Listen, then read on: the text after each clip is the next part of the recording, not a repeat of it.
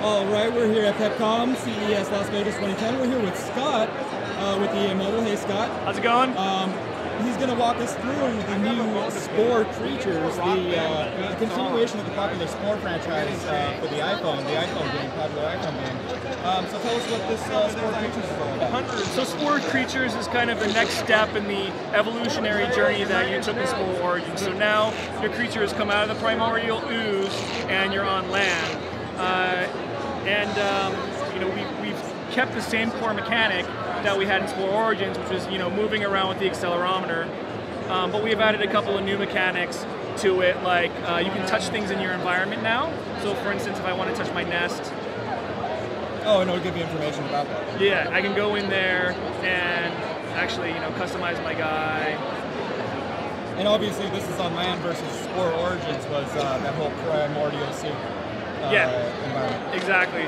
So we've taken the creature out of the soup and put him on land, and that allows us. And now he's got legs. Yeah, and that allows us to do some really interesting things. Allows us to add more puzzles to the game. So you'll see there's going to be puzzles within a product where you actually have to like move rocks out of the way to get by them.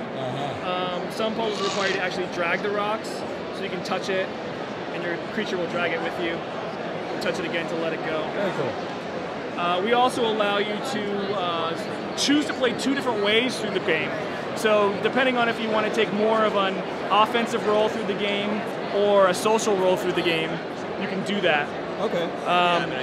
So you can choose to socialize with certain creatures or attack certain creatures, and it's really a completely different experience. The attacking role is more kind of action twitch oriented, and the socializing phase is more of a puzzle oriented experience.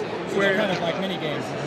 Yeah, and it really kind of enables also the parts that you get. So if you end up socializing with creatures instead of attacking them, you'll end up getting different parts. So it really kind of creates. You can actually choose whether or not you want to be nice or more mean with your creature. Exactly, and it really kind of creates two different experiences depending on the way you want to play, and any hybrid of those in between. We also have 5 attributes that you can alter on your creature: offense, defense, movement, and perception, and social.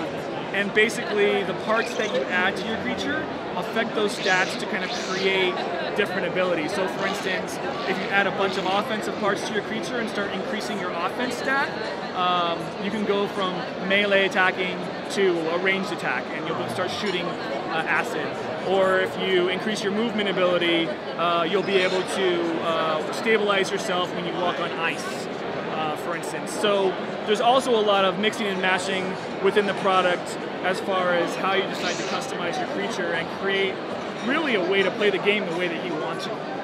So it looks like all the same customizability and all the gameplay is really similar to Spore Origins, which I guess is the idea here, right? Yeah, and I think the one thing about this game is on the surface we've tried to make it familiar to people that really enjoyed Origins and liked it, but we've really taken that to the next level with kind of the amount of new types of interaction that you can do in the world. So for instance, I'm going to choose attack. I'm going to go ahead and attack these creatures.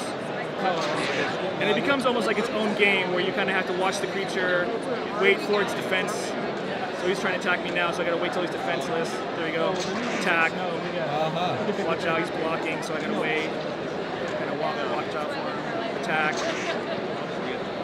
And every creature is different. Some creatures, this creature just has a melee attack.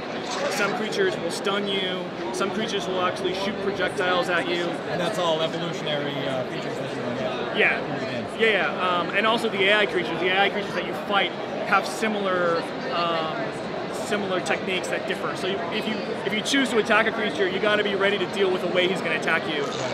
And of course, if you're going to be attacking all these creatures, you want to make sure to level up your offensive and defense ability. The game is also non-linear, so we allow you to go in and out of levels if you want. We have boss fights in the game. We have 45 parts that you can customize your creature with. And overall, the gameplay experience is longer than Origins. I say it's probably about 4 to 5 hours. Oh wow, so a lot more bang for your buck? A lot more bang for your buck, yeah. So, we tried to listen to the fans and give them what they wanted. Great. Well, it looks like Spore Creatures is it's a home run right now. If you're, I guess, any fan of Spore Origins that's kind of tired of the primordial soup environment, upgrade to the Spore Creatures app, and I think they'll have fun. Do you have any idea when Spore Creatures will hit the App Store? I'll tell you very soon. Very soon. Yeah. Okay. Well, Scott, thank you. That's a preview look at Spore Creatures from EA Mobile, hopefully very soon hitting the App Store. Thank you very much, Scott. Yeah, no problem. Thanks.